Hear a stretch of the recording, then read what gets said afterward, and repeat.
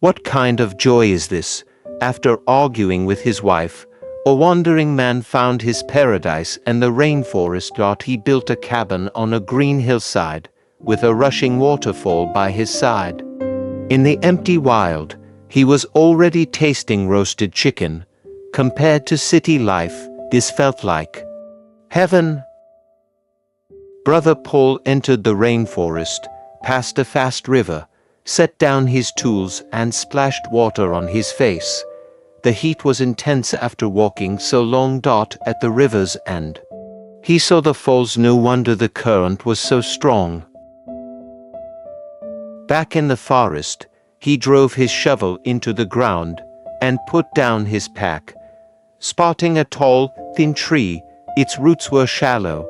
With one push, he dropped it. He trimmed the branches and cut the trunk into 3 logs. A breeze swept the mountain top. White flowers swayed, as if waving to the river birds. The birds answered with a clear, sweet call, then flew away in delight. Brother Paul carried the cut logs and his gear, still searching for the right building spot. An endless carpet of grass covered the hillside like stepping into paradise. How joyful it would be to build a shelter here. He stopped before a rock, cleared the grass with his shovel, ready to start a new home. Climbing the stone, he looked far into the distance, imagining the life he could have here. Soon he found a cracked boulder, pulled it apart with ease, and carried the stones to the clearing. With his shovel he broke the soil, then pulled a folding bucket from his pack. At the river he filled it with water, pouring it over the fresh-turned earth once. Then again, casting off his shoes, he stepped barefoot onto the wet soil, treading it with his feet. The soft ground rose and fell like waves in the sea. Then, barefoot, Paul lay down on the cleared grass, just the length of his body. With his shovel, he marked the spot and began digging along the line.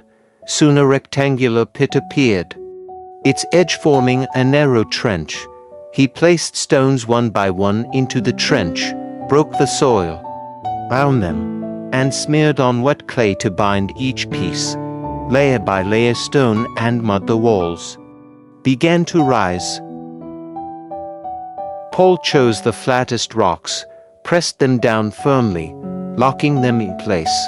Inside the circle he stacked a small stone pile, then set a long slab across the top. It wasn't level, so he wedged a small rock beneath and kept building upward.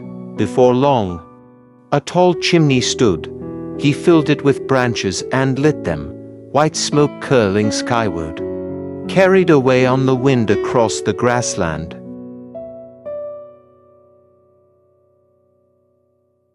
Paul gathered slender branches, sawed them to the right length, and laid them out in a rectangle. He bound them with wire, forming the frame of a cabin door. He set the frame onto the stone wall, then stacked 2 more layers on each side. By the river he pulled up strips of turf, their roots holding damp soil, a smart substitute for clay. He wrapped the sod in cloth and carried it back. Planting his shovel aside, he pressed the turf into the stones. Green sprouts pushed through the cracks, like new life emerging, giving the wall a fresh, living look. The stone walls rose higher, with space left for a small window. On the silent hillside, rock and grass stood together. Their quiet clash filled with a strange calm. At a gentle waterfall, Paul filled his kettle, returned and set it on hot ash. After so much work, he was ready for a brief rest. At last, he could boil water to quench his thirst. He picked a few chamomile flowers from the meadow and dropped them into the kettle, good for sleep and to boost immunity. Before long, the water boiled. Paul poured a cup, let it cool, then drank it all in one go.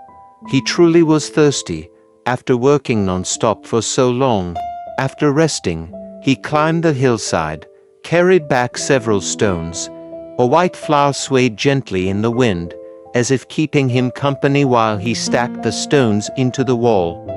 Mist rose from the slope, rolling faster as the wind pushed it along.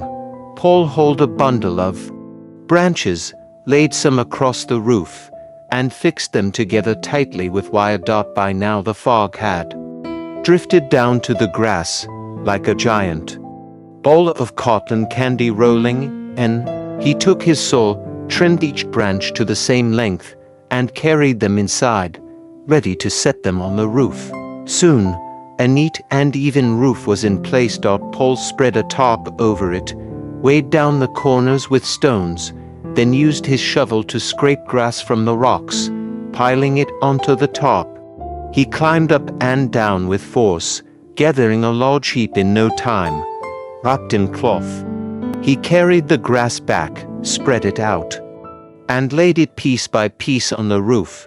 The green covering, dotted with white flowers, looked soothing and alive, a sight that truly healed the spirit. With the leftover branches, Paul built a wooden door. He arranged them in order, bound them with wire, and sawed off the excess.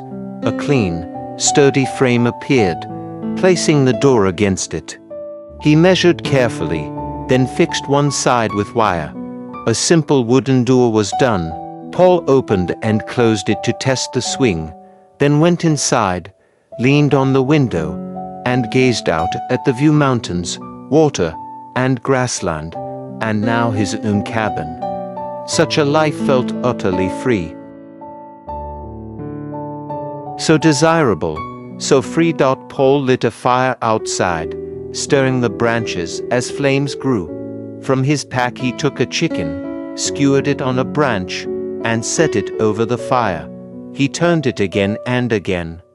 Soon the roast was done, the smell rich and tempting. He tore off a leg, finished it into bites, then slowly enjoyed another piece. The fire burned low. Night came. He lit a candle inside, sat on a rock, and savored the quiet hillside, its calm easing his breath. Sleep soon arrived. He opened the wooden door and drifted into dreams with the night's beauty round him.